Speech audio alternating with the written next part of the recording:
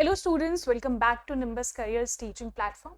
सो यहाँ पे हम लोग पार्ट 2 डिस्कस करने वाले हैं PYQ of your HP PGT economics paper, जो कि 2024 में आपको देखने को मिला था।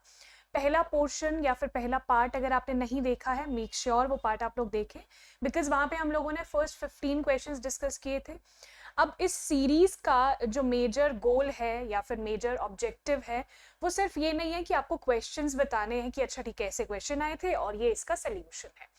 मेजर गोल इज दैट कि आपको समझ में आना चाहिए कि इस टॉपिक से इस तरह का क्वेश्चन आया था। तो जब आप वो टॉपिक पढ़ने लगोगे तो आपको दिमाग में रहेगा कि हाँ ऐसा ना क्वेश्चन आया था, तो अब मुझे इस टॉपिक को इस तरीके से पढ़ना है। ठीक है, so this is the major goal, और इस गोल को अगर आप दिमाग में लेकर चलोगे तो आपको ज़्यादा बेटर अंडरस्टैंड करोगे सारी चीज़ें। और इसमें बिल्कुल आपको डरना नहीं है, घबराना नहीं है कि अगर कोई भी क्वेश्चन आपको नहीं आ रहा या फिर कम क्वेश्चंस आपके अटेम्प्ट हो रहे हैं बिल्कुल सही, तो आपको इसको एकदम ऐसे लाइटली इस तरह से लेना है कि ठीक है हम लोग समझ लेते हैं कि क्या टॉपिक था, क्या क्वेश्चन था, हाँ एक बार को कि इसका ये सोल्यूशन है। बट मेजर थिंग, आप जब तैयारी कर रहे होंगे, होपफुली आपने शुरू कर दी होगी तैयारी HP PGT एग्जामिनेशन के लिए, तो उसमें आप लोगों को बहुत ज़्यादा काम आएगा। ठीक है, दिस इज योर पार्ट 2। अब चलते हैं 16th क्वेश्चन पे। How do state governments in India finance their gross fiscal deficit? यहाँ पे स्टेट गवर्नमेंट की बात हो रही है कि स्टेट जो है हमारी कंट्री के, वो कैसे फाइनेंस करते हैं उनके ग्रॉस फिस्कल डेफिसिट को। ऑप्शंस क्या है? Market borrowing, external borrowing, loans from the central government. तो तीनों में से कौन कौन से ऑप्शन सही है ये आपको बताना है। अब देखो यहाँ पे ऑप्शंस क्या है, 1 and 2, 1 and 3, 2 and 3, 1, 2 and 3। तो आपको ध्यान रखना है जब भी स्टेट गवर्नमेंट, ठीक है, स्टेट गवर्नमेंट को जब फाइनेंस करना है उनका ग्रॉस फिस्कल डेफिसिट, तो इन तीनों ऑप्शन में से वो दो चीज कर सकते, एक नहीं कर सकते, that is external borrowing. External borrowing वो नहीं कर सकते। So market borrowing, loans from the central government, 1 and 3, 1 and 3 है सी ऑप्शन में, सी इज करेक्ट। तो अब यहाँ पे इस क्वेश्चन में आपको क्या समझ में आया? इस क्वेश्चन से आपको समझना है कि gross fiscal deficit not just for the central government, ठीक है, सिर्फ सेंट्रल गवर्नमेंट के लिए आपको नहीं देखना कि अच्छा वो कौन कौन सी चीजें जो है वो कर सकते हैं इस डेफिसिट को पूरा करने के लिए, आपको स्टेट गवर्नमेंट के हिसाब से भी ध्यान रखना है। अगला सवाल, the FRBM review committee suggest that India's public debt to GDP ratio should be decrease to 60% with the division between the center and the states being C। Question जब भी आप पढ़ते हो तो क्वेश्चन में कुछ ऐसी चीजें दी होती है जो कि आपके लिए एक इंफॉर्मेशन रहती है। अब उस इंफॉर्मेशन के आधार पे यू नीड टू आंसर। तो FRBM रिव्यू कमिटी ने क्या सजेस्ट किया कि इंडिया का जो public debt to GDP ratio है, so debt to GDP ratio का क्या मतलब है? डेट मतलब कितना लोन लिया है और क्या एक्चुअल में GDP है। ठीक है, सो इन दोनों को डिवाइड करके you will get debt to GDP ratio. So it should decrease to 60%। तो ये ना 60% हो जाना चाहिए। Division between centre and states be, centre और स्टेट में क्या डिवीजन इसका रहेगा डेट टू GDP का? 30% फॉर ईच, दोनों के लिए 30%, 35 सेंटर के लिए, 25 स्टेट के लिए, 38 सेंटर के लिए, 22% स्टेट के लिए, 40% सेंटर के लिए और 20% स्टेट्स के लिए। So correct option here is 40% for state centre and 20% for states. ठीक है, डी हो जाएगा correct option. How are the vertical and horizontal imbalances within a federation typically resolved? अब horizontal और vertical imbalance की बात हो रही है। तो vertical imbalance किस तरह से होता है? जैसे यहाँ पे आपको सेंटर देखने को मिल रहा है, ठीक है, सेंटर, स्टेट, देन और जो लोकल बॉडीज आपको देखने को मिलती है। horizontal का मतलब है between states, ठीक है, between states और between UTs और between states and UTs। So ये है horizontal imbalance, this is your vertical imbalance। अब ये कैसे रिजॉल्व हो सकता है? चारों में से कौन सा ऑप्शन सही होगा? तो इस imbalance को रिजॉल्व करने के लिए transfer and borrowing mechanism should be used. Transfer और बोरोइंग मैकेनिज्म का क्या मतलब है? ट्रांसफर का मतलब है कि जो सेंटर है उसको जो रेवेन्यू देखने को मिलता है, ठीक है, in the form of taxes, तो उस टैक्स का वो शेयर स्टेट्स और अदर यूटीज के साथ शेयर करे, ठीक है, जितना वो शेयर कर रहा है उससे ज्यादा अमाउंट में, उससे ज्यादा परसेंटेज में शेयर करें। और दूसरा बोरोइंग मैकेनिज्म, कि states and the local bodies and UTs वो बोरो कर पाए, ठीक है, बोरो कर पाए, देन दे विल इन्वेस्ट, और इससे क्या होगा, ये जो इम्बैलेंस है ये हटेगा, ठीक है, ये रिजॉल्व होगा। तो ए विल बी करेक्ट ऑप्शन। अगला सवाल, what defines fiscal deficit? Fiscal deficit की सिंपल डेफिनेशन पूछी गई है, बट यहाँ पे ना अभी आपको पता है पीजीटी लेवल का एग्जामिनेशन है, तो बिल्कुल आपको ऐसे टू द पॉइंट तो नहीं दी होगी, ठीक है। अब आपको यहाँ पे समझना है कि फिस्कल डेफिसिट का करेक्ट ऑप्शन यहाँ पे क्या होगा। फिस्कल डेफिसिट की डेफिनेशन अगर आपको आती है, बेसिक्स जब आपके क्लियर होते हैं ना, तब आप ऐसे क्वेश्चंस कर पाते हैं। सो फिस्कल डेफिसिट के लिए difference between revenue receipts and revenue expenditure, तो क्या रेवेन्यू रिसीट और रेवेन्यू एक्सपेंडिचर का डिफरेंस है, या फिर revenue receipt, loan recoveries and other receipts and total expenditure, इन दोनों का डिफरेंस है। यहाँ पे है receipts and disbursements in the capital account, और total receipts and total disbursements. So fiscal deficit में क्या आता है? फिस्कल डेफिसिट में आता है आपका total receipts and total expenditure. आपको एक बार को लगेगा कि रेवेन्यू रिसीट्स और रेवेन्यू एक्सपेंडिचर क्यों नहीं है, तो ये फिस्कल डेफिसिट में नहीं आता, यहाँ पे आता है टोटल रिसीट्स, ठीक है, टोटल रिसीट्स। तो टोटल रिसीट्स के जितने भी अंग आपको देखने को मिलते हैं ना, जितने भी पोर्शंस देखने को मिलते हैं, वो सब यहाँ पे लिखे हैं। रेवेन्यू रिसीट है, लोन रिकवरीज है और अदर रिसीट्स। सो ये कंबाइन होके टोटल रिसीट्स बन गया और टोटल एक्सपेंडिचर। सो इन दोनों का difference is your fiscal deficit. So आपको पता होना चाहिए फिस्कल डेफिसिट क्या है, रेवेन्यू डेफिसिट क्या है, ठीक है। ऐसी डेफिनेशंस आपको याद करनी है जब भी आप पढ़ रहे होंगे उस टाइम पे। मेक श्योर कि ऐसे क्वेश्चंस पूछे जाते हैं जिसके लिए you must know the basics. चलो, what is another term for ogives और ऑगिव्स, मतलब आप इसको अलग अलग तरीके से प्रोनाउंस कर सकते हो, ठीक है। सो ऑजिव्स का अदर टर्म या फिर अनदर टर्म क्या है ऑजिव्स के लिए? Cumulative frequency graph, frequency distribution, transcendental curve, या फिर ऑल ऑफ द अबव। तो ऑजिव्स को और किस नाम से जाना जाता है? ऑजिव्स को आप कहोगे क्यूमुलेटिव फ्रीक्वेंसी ग्राफ, ठीक है। ये इस तरह का ग्राफ होता है कि सारी की सारी फ्रीक्वेंसी ऐसे क्यूमुलेटिव, ठीक है, सारी फ्रीक्वेंसी है उसका क्यूमुलेटिव है ना, उसका आप एक एडिशन और सम आप देख सकते हो। Next, when is the method of semi averages used to measure the secular trend? Semi average का मेथड कब यूज किया जाएगा सेक्युलर ट्रेंड को मेजर करने के लिए? तो सीरीज कैसी होनी चाहिए? Based on yearly values, series consist of even number of values, series या फिर ट्रेंड इज लीनियर और ट्रेंड इज नॉन लीनियर। तो सेमी एवरेजेस मेथड हम लोग यूज करेंगे when your trend is linear, ठीक है, when your trend is linear. So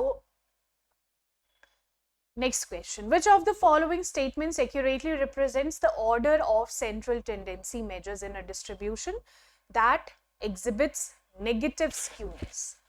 अब यहाँ पे skewness से related question आ रहा है, measures of central tendency, measures of distribution. So mean ज़्यादा होगा मोड से और मोड ज्यादा होगा मीडियन से। Mode will be highest, then median, then mean. तो कौन सा ऑप्शन यहाँ पे करेक्ट होगा? कब? कौन? Order of central tendency measure in a distribution that exhibits negative skewness. तो क्या ऑर्डर होगा आपकी सेंट्रल टेंडेंसी का, ठीक है, सेंट्रल टेंडेंसी का अगर स्क्यूनेस जो है वो नेगेटिव है? So your option is mode will be greater than your median, will be greater than your mean, ठीक है। चलो, which of the given plots is suitable for testing the linear relationship between a dependent and independent variable? तो dependent और independent variable ये hypothesis testing में आता है, ठीक है, हाइपोथेसिस टेस्टिंग में। तो इकोनॉमिक्स में सिर्फ आपको पता है माइक्रो मैक्रो नहीं है, और कितना बड़ा आपका सिलेबस है, कितना वास्ट सिलेबस है, उस हिसाब से आपको पूरी की पूरी चीज़ें पढ़नी है। अब क्वेश्चंस सिर्फ माइक्रो मैक्रो से नहीं आ रहे, क्वेश्चंस और भी स्टैटिस्टिक्स से पूछे जा रहे हैं, इकोनोमेट्रिक से क्वेश्चन पूछे जा रहे हैं, तो आपको इस हिसाब से हर चीज़ में एक बैलेंस बना के चलना है। Okay, so bar chart, scatter plot, histogram या फिर ऑल ऑफ दी अबव। अगर लीनियर रिलेशनशिप, ठीक है, लीनियर रिलेशनशिप आपको टेस्ट करना है डिपेंडेंट और इंडिपेंडेंट वेरिएबल का, so you will choose a scatter plot. What are the conditions in which type 1 error occurs? अब type 1 error आपको कब देखने को मिलता है? तो type 1 error, type 2 error, उसकी कुछ मेजर डेफिनेशंस रहती है कि type 1 error कब होगा या फिर type 2 error कब होगा। तो वही सिंपल चीज पूछिए कि type 1 error कब होगा। So null hypothesis get rejected even if it is true। कि हमने क्या किया, हमने null hypothesis को रिजेक्ट कर दिया लेकिन वो सही थी, ठीक है। अब टाइप 2 एरर में क्या होता है? टाइप 2 एरर में होता है कि आपने नल हाइपोथेसिस को एक्सेप्ट कर लिया even if it is false, ठीक है, गलत थी फिर भी हम लोगों ने एक्सेप्ट कर लिया। तो टाइप 1 टाइप 2 में डिफरेंस याद रखना। What is the major attribute of correlation analysis? Simple चीज आपसे पूछी है कोरिलेशन एनालिसिस के बीच में कि मेजर एट्रीब्यूट क्या है। एसोसिएशन अमंग वेरिएबल्स है, डिफरेंस अमंग वेरिएबल्स है, रिग्रेशन अमंग वेरिएबल्स है या फिर वेरिएशन अमंग वेरिएबल है। तो एट्रीब्यूट क्या है कोरिलेशन एनालिसिस का? मतलब कोरिलेशन एनालिसिस हम लोग क्यों करते हैं, है ना, क्यों हम लोग कोरिलेशन एनालिसिस यूज करते हैं? So major attribute is association among variables, ठीक है, कि कितने ज्यादा वो एसोसिएटेड है, जितने भी वेरिएबल्स हम लोग स्टडी कर रहे हैं correlation analysis. One way to classify time series data is by considering whether they are. अब एक तरीका आपसे पूछा गया है, ठीक है, कि आपको क्लासिफाई करनी है टाइम सीरीज डेटा को, whether they are what, categorical और ऑर्डिनल, स्टेशनरी और नॉन स्टेशनरी, इन्फ्लेशनरी और नॉन इन्फ्लेशनरी, ट्रेंडेड और non trended. So stationary or non-stationary, ठीक है। So classify time series data is by considering whether they are stationary or non-stationary. B. Consumer price index falls into the category of, अब यहाँ पे CPI index की बात हो रही है, consumer price index, तो CPI index क्या होता है, क्या इसके uses है, वो सारी चीजें आपने पढ़नी है। सो ये किस कैटेगरी में आते हैं? Simple index, an inflationary index, composite index या फिर an aggregate index. So CPI is an aggregate index. Which of the following correlation coefficient is used to measure ranked variables? अब पियर्सन का आता है, स्पीयर्समैन का आता है, फिशर का आता है या फिर केंडल्स का आता है। तो जितने भी कोरिलेशन कोफिशिएंट है, ठीक है, आपको चारों के चारों अच्छे से पढ़ने हैं। अब यहाँ पे बात हो रही है रैंक्ड वेरिएबल। रैंक्ड वेरिएबल को मेजर करने के लिए स्पीयरमैन का कोरिलेशन यूज होता है, ठीक है। So second last question for today, setting the level of significance at 1%। आपने लेवल ऑफ सिग्निफिकेंस 1% पे रख दिया, enhances the probability of committing which type of error। तो किस टाइप का एरर आप कर सकते हो, उसकी जो प्रोबेबिलिटी है वो बढ़ जाएगी अगर आप 1% सिग्निफिकेंस लोगे, ठीक है। Level of significance is at 1%, तो ये किस चीज की प्रोबेबिलिटी बढ़ा देगा, मतलब कौन से टाइप ऑफ एरर की प्रोबेबिलिटी बढ़ा देगा? Type 1 error, type 2 error, type 3 error और none of the all of the above. तो 1, 2 और 3, वैसे तो हम लोगों ने 1 और 2 जो एरर है हम लोगों ने अभी देखा अच्छे से। मेक श्योर अगर हम लोग 1% पे लेवल ऑफ सिग्निफिकेंस रखते हैं, टाइप 2 एरर, ठीक है, टाइप 2 एरर जो है उसकी प्रोबेबिलिटी बढ़ जाती। In the situation of the liquidity trap people prefer to. अब पीपल क्या प्रेफर करते हैं लिक्विडिटी ट्रैप की सिचुएशन में? तो लिक्विडिटी ट्रैप क्या होता है? When you are holding money, है ना, when you are holding the money. So keep money in cash, send more to purchase bonds, invest in bonds, या फिर indifferent to hold money or bonds. तो बहुत ही simple है, keep money in cash. ठीक है, liquidity trap situation में लोग क्या करते हैं, कैश की फॉर्म में मनी को अपने पास रखने लगते हैं, which is not good for the economy. ठीक है, चलो, तो ये जितने भी क्वेश्चंस हम लोगों ने आज डिस्कस किए हैं, इसका पुराना पार्ट भी है, फर्स्ट 15 क्वेश्चंस. सो इन क्वेश्चंस को स्टूडेंट्स आपको समझना है कि किस तरीके के क्वेश्चंस आ रहे हैं, और अलग जब आप टॉपिक पढ़ रहे होंगे, है ना, ऐसा नहीं है कि आप सारी चीज़ें एक साथ पढ़ना शुरू कर दोगे. आप एक दो सब्जेक्ट पहले उठाओ, जैसे आप अगर आप माइक्रो या फिर मैक्रो, अगर आप स्टैटिस्टिक्स से शुरू कर रहे हो, तो किसी भी टॉपिक से जब आप शुरू कर रहे हो, किसी भी सब्जेक्ट से शुरू कर रहे हो, तो उसमें आपको देखना है कि पहले क्वेश्चंस कैसे आए. ठीक है, पहले क्वेश्चंस कैसे आए हैं, ताकि आप उस तरीके से उसको पढ़ सको. अब ये जो क्वेश्चंस है, अगर आपको नहीं भी आ रहे हैं तो भी कोई डरने की बात नहीं है, बिकॉज इन क्वेश्चंस के लिए you need your basics very clear. जब आप बेसिक बहुत अच्छा फॉर्म कर देते हो, है ना, एक फाउंडेशन जब आप फॉर्म कर दोगे कि हर एक टॉपिक के बारे में आपको पता है, देन हर एक टॉपिक में क्या मेजर चीज़ है. फॉर एग्जाम्पल मेनी डिफिनेशंस, जैसे आपने यहाँ पे फिस्कल डेफिसिट देखा, लिक्विडिटी ट्रैप है, तो कितनी ईजी चीज़ें हैं सारी, है ना, ईजी है. बट इसके जो भी स्टेटमेंट्स रहती है या फिर जिस तरीके से क्वेश्चन पूछा जाता है, वो मुश्किल होता है. अब उसको आप कैसे टैकल कर पाओगे, जब आप अपना बेसिक क्लियर करोगे. ठीक है, बेसिक फंडा जब तक क्लियर नहीं होता, तब तक आप एडवांस क्वेश्चंस नहीं कर पाते.